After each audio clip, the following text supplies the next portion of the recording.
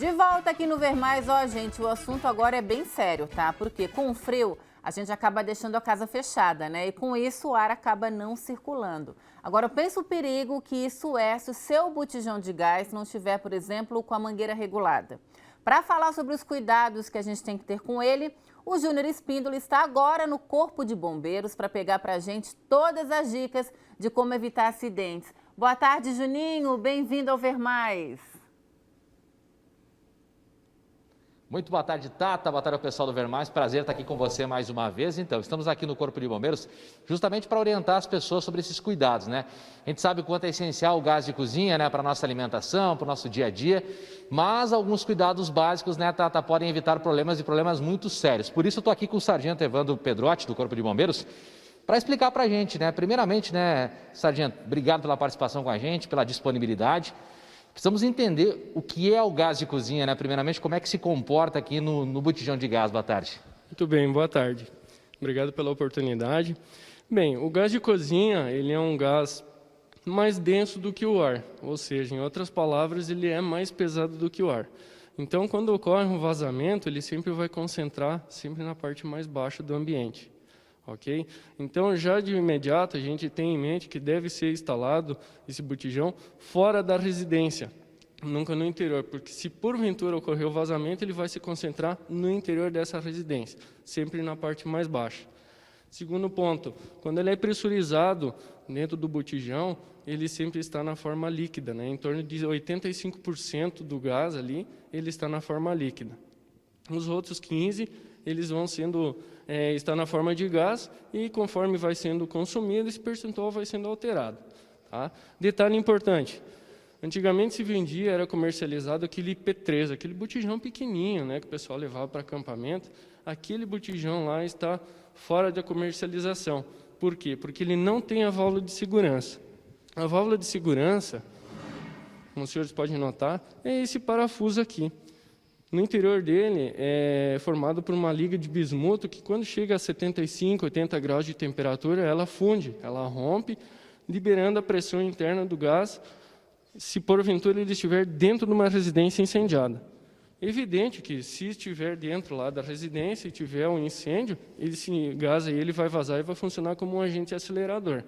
Então, veio para substituir aquele P3, o P5, que é comercializado, é regulamentado, é tudo certo. Agora, Evandro, é importante, né, Sargento, a gente falar de algumas questões importantes e básicas, né? Você me falava de pontos aqui importantes para evitar um acidente, por exemplo, né? Uma delas é a condição do próprio botijão, né? Outra delas, mangueira e a válvula, que são questões básicas, né? Ficar de olho nessa questão, né? Exatamente. A mangueira, tanto a mangueira como a válvula de segundo estágio, a válvula de consumo, ela tem que estar regulamentada pelo Inmetro. Ambas têm validade de 5 anos, então é bem fácil de você verificar, é só visualizar no corpo da mangueira. Na válvula, a gente tem grafado no verso dela, aqui tem o período de validade. Então, a cada 5 anos é importante a gente verificar e, caso necessário, fazer a troca, a substituição. Alguma outra orientação para o pessoal que está em casa, evitar acidentes com a questão do botijão? Agora a gente tem, inclusive, períodos, você me falava até, não tem uma diferença entre o inverno e o verão, né? Mas, por exemplo, no inverno a gente costuma ficar com a casa bem mais fechada. Um vazamento de gás, por exemplo, pode dar um problemão, né? Exatamente, ótima pergunta. Quando a gente percebeu, o que acontece? Ó, o gás de cozinha, na sua forma natural, ele não tem cheiro, por incrível que pareça. É adicionado uma substância chamada mercaptana, que dá esse odor característico do gás de cozinha. Então, se a gente entrar no ambiente e sentir esse cheiro de gás de cozinha, o que você deve fazer? Ventile o local. Como foi falado anteriormente, o gás ele vai se concentrar na parte mais baixa. Então, nada de ficar acendendo luz, entrar com alguma fonte de ignição, fonte de calor, que aí sim a gente pode desencadear um incêndio. O que você vai fazer nesse momento? Abrir porta, janela, deixar ventilar o ambiente. Tá? Que aquele gás ali ele vai se dissipar para o meio externo e não vai ter problema nenhum. Agora, Sargento, a gente costuma, e é uma orientação muito bem dada pelo pessoal, evitar fazer extensões na mangueira, por exemplo, porque isso pode ocasionar um vazamento que você acabou de falar, ou seja, todo cuidado é pouco. Exatamente. A mangueira, pessoal, preferencialmente, ela deve ter o comprimento máximo de 80 centímetros. Evitar que passe próximo de superfícies aquecidas, principalmente por trás do fogão. tá? Que isso, consequentemente, aí vai perder a sua resistência física, né, mecânica, aí, com o passar do tempo. Muito cuidado, então, o pessoal que fica próximo à cozinha, né? Cuidar com a questão, acho que o básico também é, como você falou, o ambiente, né? Deixar fora do ambiente. O ideal seria de gás, isso?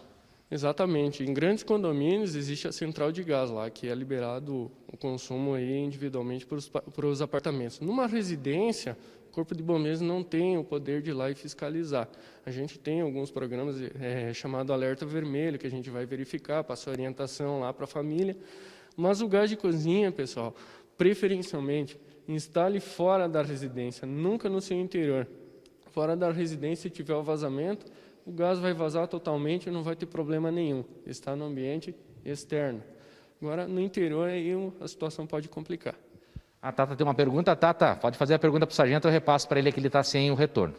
O Juninho faz um favor, pergunta para o sargento, tá? A gente sabe, né, dos cuidados, mas, por exemplo, cheguei em casa, senti aquele cheiro muito forte de gás, até eu abrir portas e janelas. Se eu me intoxicar, entre aspas, né, com esse gás, o que eu posso fazer? Eu bebo água, eu bebo leite? Qual que é a primeira orientação que o Corpo de Bombeiros dá, então, para a pessoa que acabou se intoxicando com esse gás de cozinha?